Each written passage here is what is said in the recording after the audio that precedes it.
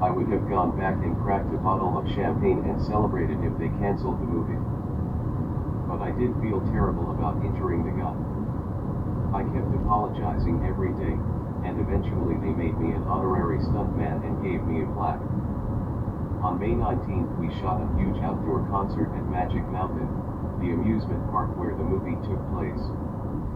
It was a free show and there were kiss banners everywhere.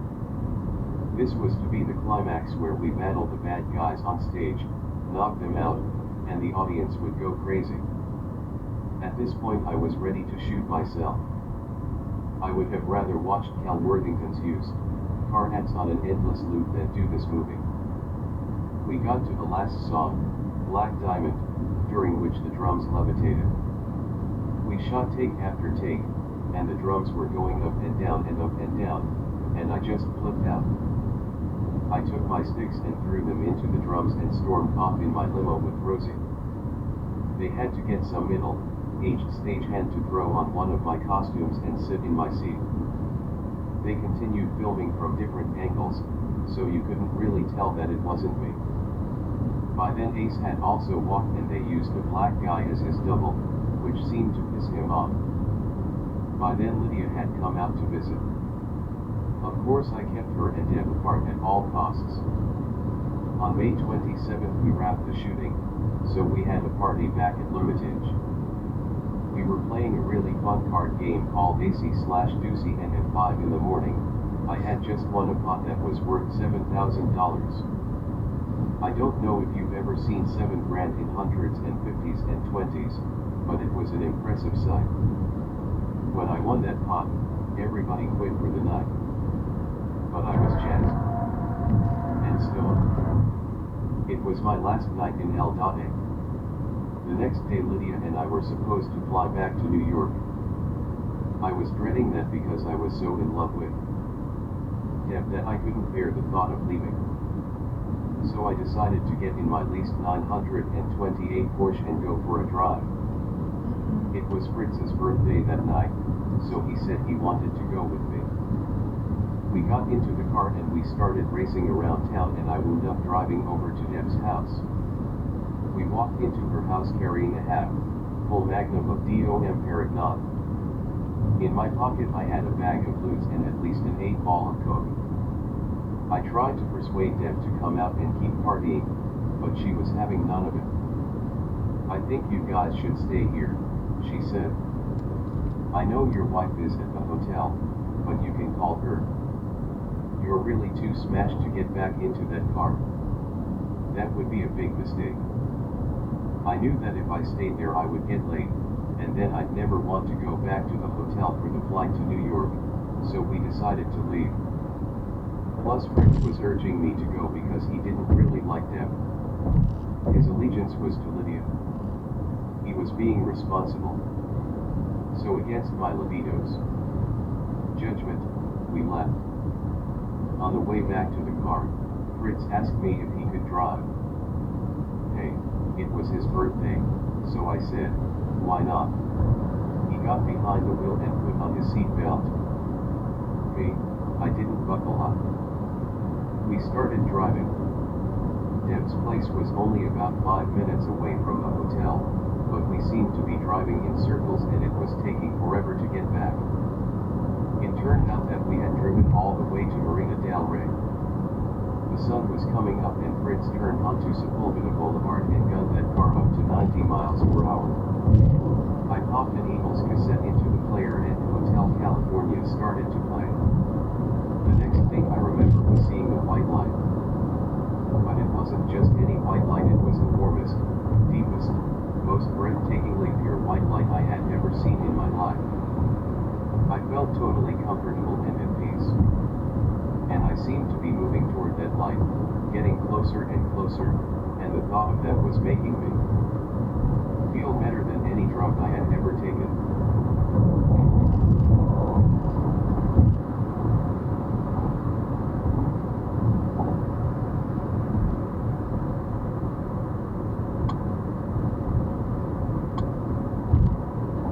Chapter 12. I was almost totally bathed in that white light when I began to hear some noises.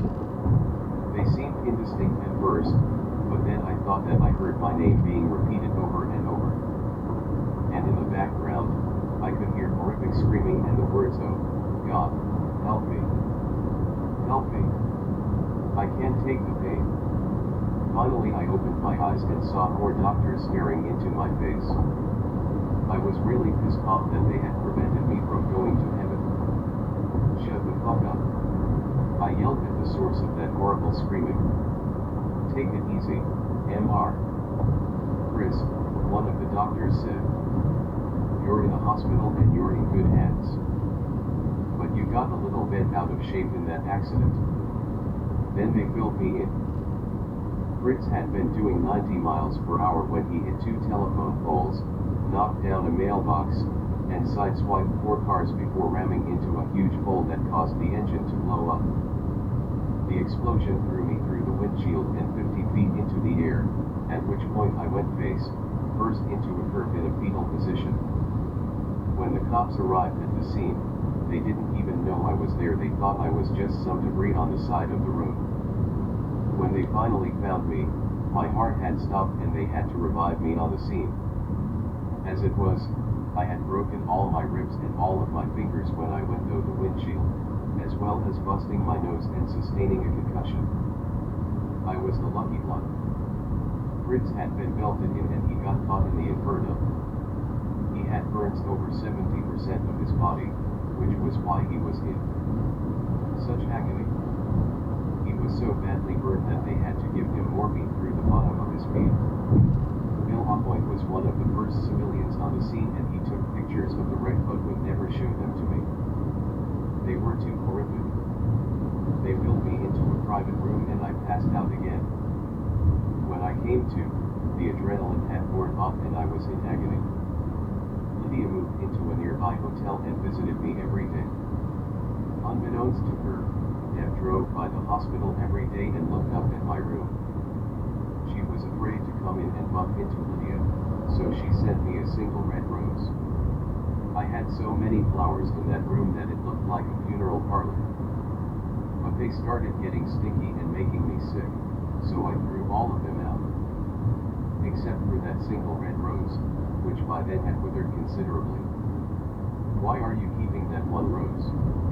Lydia asked one day. "I don't know," I lied. "There's something about it." After a few weeks in the hospital, Paul came to visit. He walked in indignantly and looked down at me with disgust. "Look at you. You really fucked up," he said. "No shit," I said. "How long are you going to be here?" he asked. "I don't know." "A while," I said. "You have to do your solo album. How could you do this? You're really a fucking idiot," he said. "What compassion. What heart."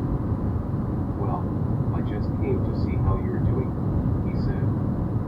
"You're not going to see me again. Oh, and Gene wanted me to tell you that he thinks you're a loser and a moron and that you deserve everything you got. Good luck on your solo album, but he refuses to set foot in this hospital." "Really?" "Yeah, he wanted me to relay that message," Paul said. "Well, you did, so get the fuck out." Unlike the other two, Ace was by my side from the get-go. He came in the day after I was admitted. "Cat, look at you," he said. "I'm in such pain, brother," I complained. "Fuck this," he said, and stormed out looking for a doctor. Seconds later, he had dragged the doctor into the room. "You give him something for his fucking pain or I will burn this hospital down. Better yet, I'll buy it and fire every motherfucker in here," Ace said. The security guard came into the room because he heard all the commotion, but Ace didn't care. "Bring in more bodyguards. I'll kick their asses, too," he said. One night I was lying in bed in the hospital when this young nurse came in. "Hi, Mr. Chris, how are you feeling?" "I feel like shit," I said. "I need painkillers. I can't sleep." "Well, I'll take care of you. She opened up the door and I got some of that morphine drip. Are you feeling better? Yes, I said dreamily. I can make you feel even better, she said, and she pulled the blanket down and gave me a blowjob. I couldn't believe it.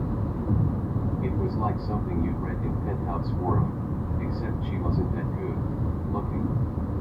Not that I complained. When she finished, she smiled. I just wanted to be able to say that I gave Peter Chris a blowjob. I'm a big fan of your bed. It was a great blowjob. I was coming and I was in pain and I had a kink in my back all at the same time. She went and got a basin, wet a face cloth, and washed my dick, washed my balls, and put the blanket back on me. Good night, Mr. Chris, she said. I never saw her again. Fritz had been transferred to a major burn center by then. Eventually he made a full recovery and stayed in the business. When I got out of the hospital, I was still hurting and I wasn't strong enough to go home. But we had to begin work on the solo albums, so I wound up staying in L.A. Which was okay by me since that meant I'd see them. I was head over heels in love with them. In retrospect, it was more lust. I was so taken by her beauty, but there was no depth to my feelings. No sense of companionship. I just wanted to fuck her every minute of the day. Was that so wrong? I didn't think so. Lydia had gone back to work on our new house, and the calls became less and less frequent. It wasn't that we had a major falling out. I was never that happy sexually with Lydia. It was impossible for her to measure up sexually to these girls who would do anything to boast that they slept with a rock star. Deb could, though. She was a total party animal who could drink and snort as much as me. Plus she had a voracious sexual appetite. She was bisexual, which was really exciting since I had never had a girlfriend who went both ways. Later I found out that it was an asset in Hick's world. His favorite thing was having 3 chicks at a time. He loved to watch and he liked to use elephant-sized vibrators. Deb once took me to a part of the Playboy mansion where they had 25 vibrators and 2-way dildos hanging on the wall. I liked him. He was a real role model for men who wouldn't want to walk around in a bathrobe and get laid 24/7. So all that hot sex had turned my head around. I convinced myself that I had fallen out of love with Lydia. I felt bad about cheating on her with Deb, but I couldn't help myself. My dick was thinking, not my brain. When I decided that I was going to stay in L.A. to do my album, I went out with Chris Land and rented Vincent Price's 37-room house in Holby Hills, a stone's throw from Hick's mansion. I moved in with my bodyguard, Rosie. A few days later, I had him contact the Playboy mansion and find Deb. He got her on the phone. Peter's going to do this album in L.A. and he'd love to see you for dinner, Rosie told her. We went out to Jason's and she looked gorgeous. I brought her back to my place and we fucked all night and she moved in.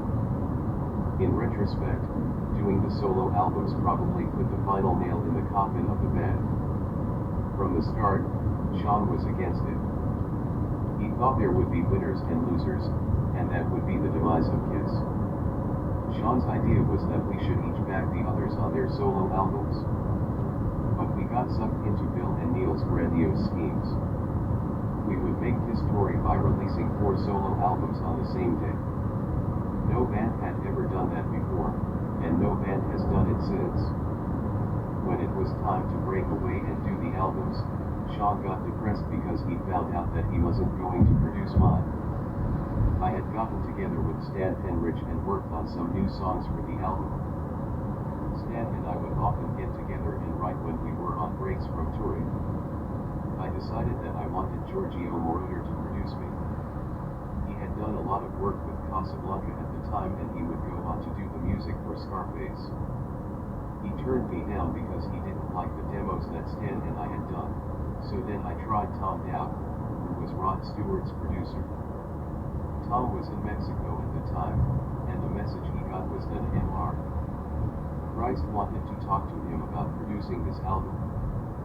By the time he cleared up the confusion and got back to me, it was too late. So I went back to Sean, but he had already committed to producing